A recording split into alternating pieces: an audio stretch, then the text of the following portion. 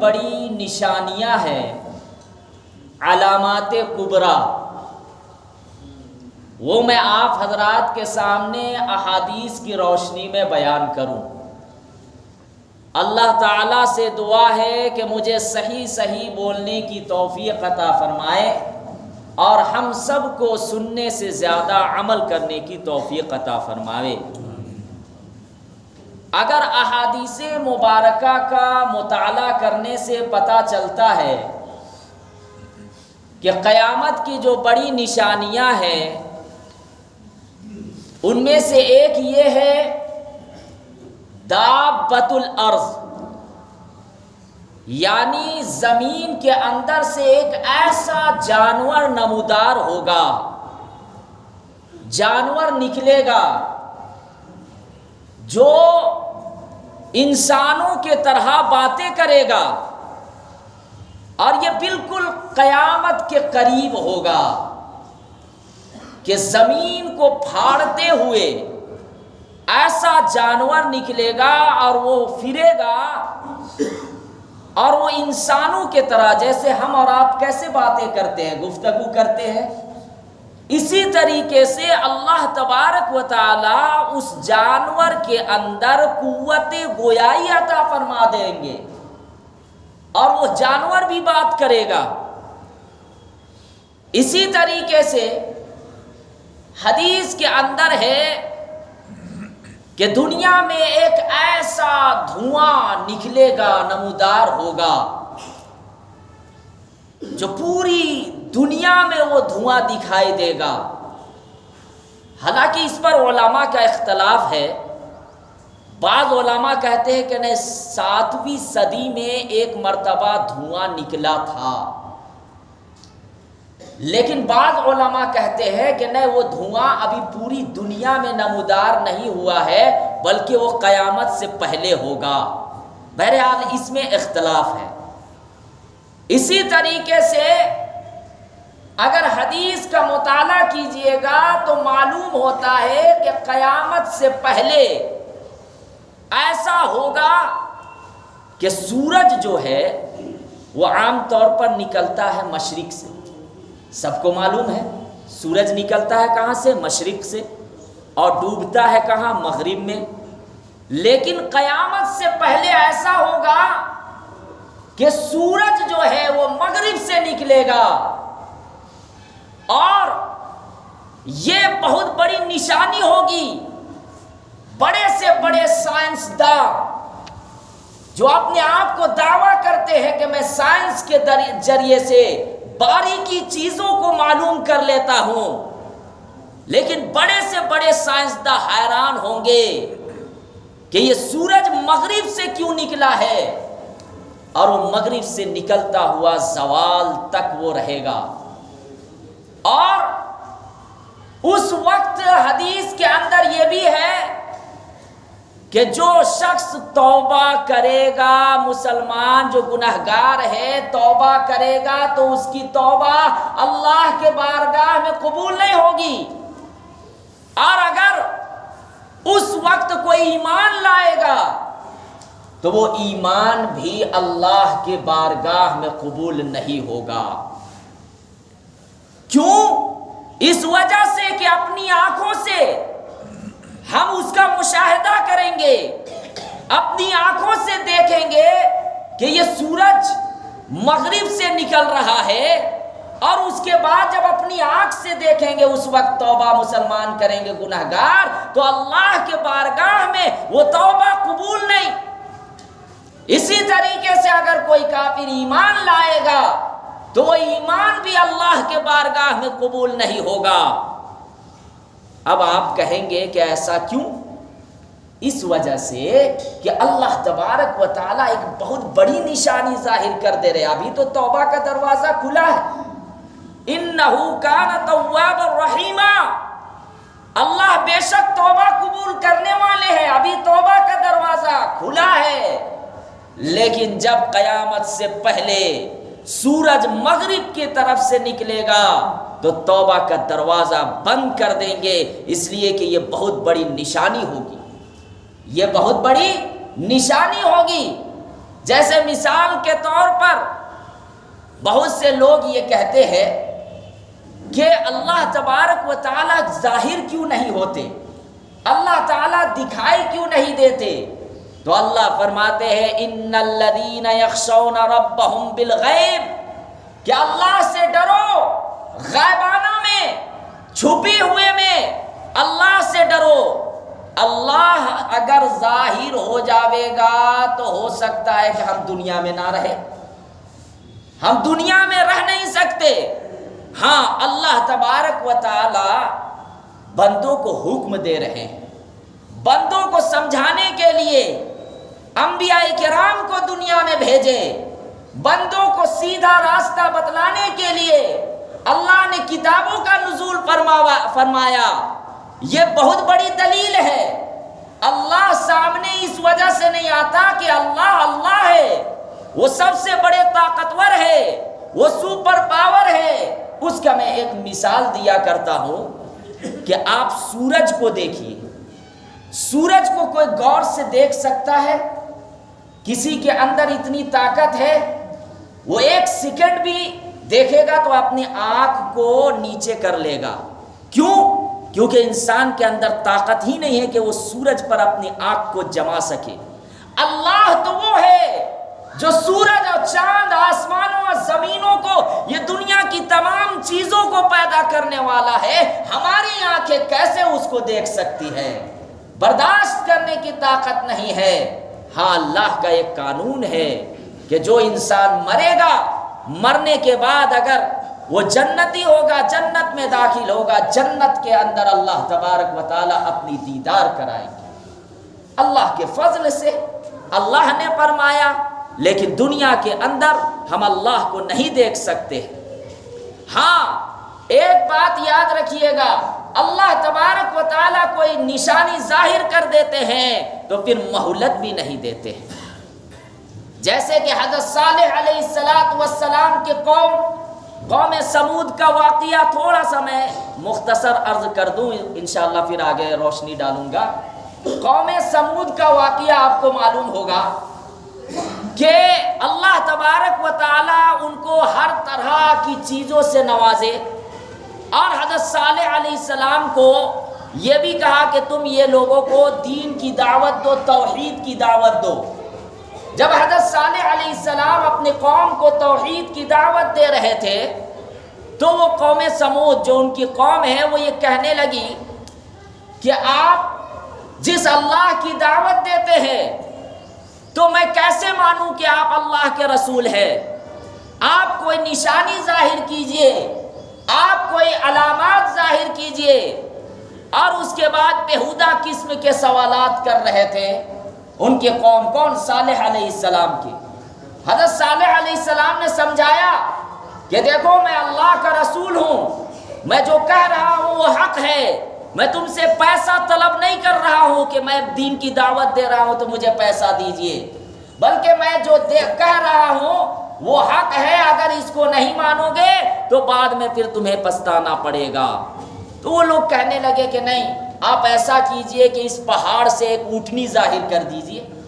تفسیر میں بھی ہے اس پہاڑ سے ایک اونٹنی ظاہر کر دیجئے، اونٹنی لے لائیے، اللہ کو حکم دیجئے، تب ہم مانیں گے کہ آپ اللہ کے رسول ہیں۔ حضرت صالح علیہ السلام نے سمجھایا کہ دیکھو اگر تم بڑی نشانی مانگ رہے ہو، اگر معجزہ تم دیکھ لو گے، اور اگر اللہ نے جو شرط اور جو قانون مقرر کر دیا وہ شرط پوری کرنا ہوگا، وہ قانون کے مطابق چلنا ہوگا۔ لیکن وہ لوگ ماننے نہیں لگے، ضد کرنے لگے۔ تو حضرت صالح علیہ السلام نے اللہ کو حکم دیا کہ یا اللہ آپ اس پہاڑ سے ایک اونٹنی ظاہر کر دیجئے۔ اللہ نے کہا کہ دیکھو اونٹنی تو میں ظاہر کر دوں گا، لیکن اس اونٹنی کی کنڈیشن کچھ اور ہوگا، اس کا رہن سہن کچھ اور ہوگا، پروٹوکول کچھ اور ہوگا، اس کے مطابق عمل کرنا ہوگا۔ تو اب وہ حضرت صالح علیہ السلام کے قوم مان نہیں رہی تھی۔ اللہ تبارک و تعالی نے یہ حکم دیا کہ جس دن یہ اونٹنی پانی پیے گی اور کوئی بھی پانی اس دن نہیں پی سکتا، یہاں تک کہ کوئی جانور بھی، کوئی انسان بھی پانی نہیں پی سکتا۔ جس دن یہ گھاس کھائے گی اس دن کوئی اور جانور گھاس نہیں کھائیں گی۔ تو اب یہ شرط اللہ نے کہا، اللہ نے حکم دیا۔ اب اس کے بعد یہ ہوا کہ جب اونٹنی ظاہر ہوئی اور پہاڑ کے سے نکلی تو اب یہ لوگ کیا کیے کہ کچھ دن تک تو اطمینان سے رہے، لیکن پھر سوچنے لگے ارے یہ تو بڑی پریشانی کا عالم ہے، ایک دن یہ اونٹنی پانی پئیں گے، اس دن ہم کچھ نہیں کر سکتے، پانی نہیں پی سکتے، کھا نہیں سکتے، تو یہ تو میرے لیے بڑی تکلیف ہوگی۔ اب اس کے بعد کیا کیے کہ اس اونٹنی کو اللہ کا ایک جو معجزہ دیا ہوا تھا، اللہ نے جو دیا تھا، اس کو قتل کر دیے، اس کو ذبح کر دیے۔ اب اس کے بعد پھر اللہ تبارک و تعالی نے کہا کہ تم لوگ اللہ کے وہ دیے ہوئے معجزہ کو تم نے قتل کر دیا، اب تمہیں کوئی نہیں بچا سکتا۔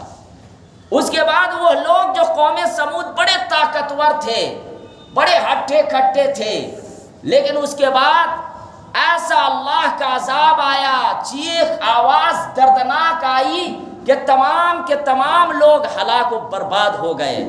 طوفان کا آنا اور اس کے بعد ایک بھیانک قسم کی آواز آئی جس سے وہ تمام کے تمام لوگ ہلاک و برباد ہو گئے۔ صرف حضرت صالح علیہ السلام اور ان کے ماننے والے کو اللہ نے حکم دیا کہ تم یہاں سے نکل جاؤ، پہلے ہی وہ لوگ نکل گئے۔ باقی جتنے بھی وہ لوگ تھے جو انکار کرنے والے تھے وہ سب کے سب ہلاک و برباد ہو گئے۔ تو اسی لیے جب اللہ کوئی نشانی بڑی ظاہر کر دیں گے تو پھر مہلت نہیں دیں گے۔ اس میں سے ایک یہ بھی ہے کہ سورج جب مغرب سے نکلے گا تو اس وقت توبہ کا دروازہ بند ہو جاوے گا، اور اس وقت اگر کوئی کافر ایمان لائیں گے تو وہ ایمان بھی لانا اللہ کے یہاں اللہ کے بارگاہ میں قبول نہیں ہوگا۔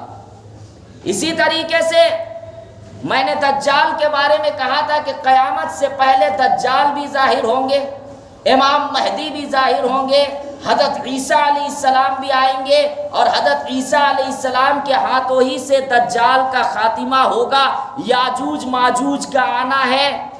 تو یہ قیامت کی بالکل قریب کی نشانیاں ہیں۔ اب یاد رکھیے گا دجال کے بارے میں کچھ اہم باتیں عرض کر دوں جو کہ احادیث کا مطالعہ کریں گے، جیسے کہ صحیح مسلم شریف میں، اسی طریقے سے جامع ترمذی میں، ابو داود میں، ابن ماجہ میں، اسی طریقے سے نسائی شریف میں، اگر ان احادیث کا مطالعہ کریں گے تو دجال کے کچھ اوصاف معلوم ہوتے ہیں کہ دجال کیسا ہوگا، وہ دنیا کے اندر کیا کرے گا۔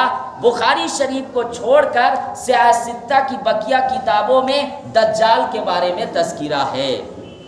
سب سے پہلی چیز تو یہ یاد رکھیے گا، جیسے کہ حضرت عبداللہ بن عباس رضی اللہ تعالیٰ عنہما، اسی طریقے سے حضرت عبداللہ بن عمر رضی اللہ تعالیٰ عنہما، حضرت ابو سعید خدری رضی اللہ تعالیٰ عنہ اور حضرت ابو دردہ رضی اللہ تعالیٰ عنہ، ان بڑے بڑے صحابہ سے جو روایات منقول ہے وہ یہ کہتے ہیں کہ اگر دجال کے فتنے سے آپ محفوظ رہنا چاہتے ہیں تو سورہ بقرہ کی سورہ بقرہ نہیں، غلطی ہو گئی، سورہ کہف کی ابتدائی آیتیں اور آخری آیتوں کی تلاوت کیجیے۔ کس کی؟ سورہ کہف کی ابتدائی آیتوں کی اور آخری کی آیتوں کی تلاوت کیجیے۔ اور یہ تو صراحتاً احادیث کے اندر تذکرہ ہے، اور مطلقاً یہ کہا گیا ہے حدیث کے اندر کہ سورہ کہف کی آخری 10 آیتوں کی تلاوت کیجیے۔ لیکن اگر کوئی پورے سورہ کہف کی تلاوت کرتا ہے تو بہت اچھی بات ہے، ثواب بھی ملے گا، اور حدیث کے اندر ہے کہ اگر اس دوران دجال نکل آیا تو دجال کے فتنے سے وہ محفوظ بھی رہے گا۔ اس لیے ہر جمعہ کو جمعہ کی نماز کے بعد سورہ کہف جو ہے گھروں کے اندر یا مسجد کے اندر جہاں جس کو وقت ملے سورہ کہف کی تلاوت کرنے کا اہتمام کرنا چاہیے، چاہے وہ مرد ہو یا عورتیں ہو، کیونکہ دجال یہ کوئی چھوٹا فتنہ نہیں ہے۔ اللہ کے نبی صلی اللہ علیہ وسلم نے دجال سے बार बार डराया है, सहाबाए किराम को भी डराया है। और अल्लाह के नबी ने ये फरमाया कि हर जुमा को सूरह कहफ की तिलावत करने का एहतमाम करना चाहिए, चाहे वो मर्द हो या औरतें हो। अगर दज्जाल उस दौरान निकल आया तो इंशाअल्लाह अल्लाह की ज़ात से उम्मीद है कि वो दज्जाल के फितने से महफूज रहेगा। इसी तरीके से हदीस के अंदर ये तज़किरा है कि दज्जाल वो इंतहाई तेज रफ्तार होगा। अहादीस का मुताला करने से पता चलता है कि वो इंतहाई तेज रफ्तार होगा। और यहाँ तक के हदीस के अंदर है कि वो 40 दिन के अंदर कोई करिया यानी कोई बस्ती ऐसी नहीं होगी जिसमें दज्जाल का दुखूल नहीं होगा। दज्जाल हर शहर में, हर बस्ती में दाखिल होगा। सिर्फ एक जगह के बारे में हदीस में तज़किरा है कि वो मदीना में दाखिल नहीं हो सकता। मदीना में दाखिल नहीं होगा क्योंकि फरिश्ते वहाँ पर मौजूद होंगे तलवार लिए हुए। जैसे ही दज्जाल दाखिल होना चाहेगा मदीना में तो फरिश्ते तलवार के ज़रिए से उसको भगा देंगे। उसके अलावा हर जगह वो जो है घूमेगा 40 दिन में, इतनी तेज़ रफ्तार है। अब देखिए उस वक्त का तज़किरा है कि वो जिस सवार पर, जिस घोड़े पर बैठेगा तो एक पैर उसका मक्का में होगा तो दूसरा पैर शाम के अंदर होगा। एक पैर मक्का में होगा तो दूसरा पैर शाम में होगा। अब आप हैरान होंगे कि ये कैसे, अब तो घोड़ों का दौर नहीं है। तो ये जहाज़ वगैरह आप जो देख रहे हैं ना, ये वही घोड़ों ही की किस्में हैं। उस वक्त तो घोड़ा चलता था इसलिए ताबीर किया गया। आप देखें कि जहाज के जरिए से जो है कई दिनों का सफर कई घंटों में कर लेते हैं। करते हैं या नहीं? करते हैं या नहीं? तो ये कोई दूर और बईद की बात नहीं है, ये कोई हैरानी की बात नहीं है कि जो है मक्का में एक पैर होगा दूसरा शाम में। तो आज के दौर में देखें कि ऐसी ऐसी चीज़ें साइंसदान ईजाद कर दिए हैं कि कई दिनों का सफ़र कई घंटों में हो रहा है। इसी तरीके से अहादीस का मुताला करने से ये पता चलता है कि दज्जाल की जो आवाज़ होगी वो पूरे आलम में आवाज़ सुनाई देंगी, इतने दर्दनाक उसकी आवाज़ होगी। दज्जाल की जो आवाज़ होगी वो पूरे आलम के अंदर यानी पूरी दुनिया के अंदर वो आवाज़ सुनाई देगी। इसी तरीके से दज्जाल के औसाफ के बारे में मैं पहले तज़किरा करूं।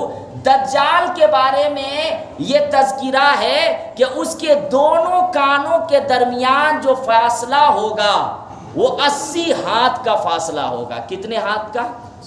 यानी ये दो कान है, ये दो कान के दरमियान जो फासला होगा वो 80 हाथ का फासला होगा। और हज़रत अली रज़ी अल्लाह ताला अन्हु अपने खुतबे में ये बयान कर रहे थे, किताब में लिखा हुआ भी है, अपने खुतबे में बयान कर रहे थे कि दज्जाल का जो एक कान होगा वो 30 हाथ लंबा, इतना बड़ा उसका एक कान होगा। इसी तरीके से दज्जाल के पेशानी पर काफारा लिखा हुआ रहेगा। तो जिससे जो ईमान वाले बंदे होंगे, जो अल्लाह का डर और ईमान पर मजबूत रहेंगे, तो वो दज्जाल को पहचान लेंगे। काफिर लिखा हुआ रहेगा। एक अंधा भी रहेगा, एक आंख से वो अंधा भी रहेगा। इसी तरीके से दज्जाल के बारे में यह कहा गया कि जब वो दुनिया के अंदर आएगा तो अल्लाह तबारक व तआला उसको एक पावर दे देंगे।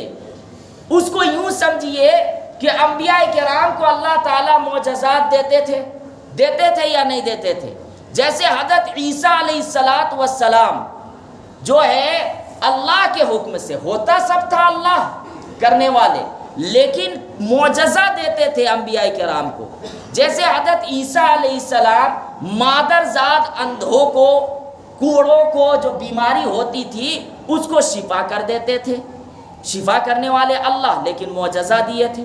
इसी तरीके से अगर कोई मरा हुआ है تو حضرت عیسیٰ علیہ السلام کے بارے میں کتاب میں لکھا ہوا ہے قم باذن اللہ کہتے تھے تو وہ مرا ہوا جو مردار مرا ہوا ہے وہ زندہ ہو جاتا تھا۔ اسی طریقے سے دجال، کیونکہ بھائی یہ تو ڈائریکٹ ایمان پر حملہ کرے گا نا، اس وقت بہت بڑی آزمائش ہوگی۔ اور میں آپ کو بتا دوں کہ جب دجال آئے گا اس وقت اگر خدا کی قسم جو ایمان بچا لیا وہ سب سے بڑا اور مضبوط ایمان والا شمار ہوگا۔ اس کا ڈائریکٹ مقصد ہوگا ایمان چھیننا، اور وہ ایسی ایسی چیزوں کو ظاہر کرے گا کہ انسان اکثریت، یوں کہہ دیجئے اکثریت اس کے بہکاوے میں آ جائیں گے، اور جو دجال کے بہکاوے میں آیا، جو اس کو خدا کہا، وہ سمجھو جہنمی ہے۔ اللہ سے دعا ہے کہ اللہ تعالی ہم سب کی حفاظت عطا فرماوے۔ اسی طریقے سے دجال کے بارے میں کہا گیا کہ وہ مرے ہوئے لوگوں کو، کیونکہ اس کی ایک شیطانی ٹیم بھی ہوگی، شیطان بھی اس کے ساتھ رہیں گے، تو ہوگا کیا کہ جو مر چکے ہیں تو شیطان جو ہے اسی مرے ہوئے کی شکل میں ظاہر ہوں گے، اور اس کے بعد دجال یہ کہے گا کہ دیکھو یہ تمہارا باپ نہیں تھا جو مرا ہوا تھا، حالانکہ وہ شیطان ہے۔ یہ مسلمانوں کو دھوکہ دینے کے لیے، اس کے ایمان کو چھیننے کے لیے، دیکھو یہ چند سال پہلے یہ تمہارا باپ تھا جو مر چکا تھا، میں نے زندہ کر دیا۔ یہ دیکھو تمہارا بھائی تھا جو چند سال پہلے مر چکا تھا، میں نے اس کو زندہ کر دیا۔ اب مجھے آقا بولو، مجھے خدا بولو۔ اب جو اس کو خدا بول دیا، اللہ حفاظت فرماوے، سمجھو کہ اس کا ایمان ختم، وہ پھر جہنمی۔ اس لیے یہ سب سے بڑا فتنہ ہوگا۔ یہ دنیا کے اندر جو ہم لوگ دیکھتے ہیں کہ ارے یہ ہو رہا ہے، وہ ہو رہا ہے، پریشانی ہے اور یہ حالات آ رہے ہیں، جب وہ چیز دیکھیں گے دجال، اللہ سے دعا کرے کہ اللہ وہ نوبت نہ کرے، وہ چیزیں نہ دکھائے، تو سب کچھ بھول جائیں گے اس کے سامنے۔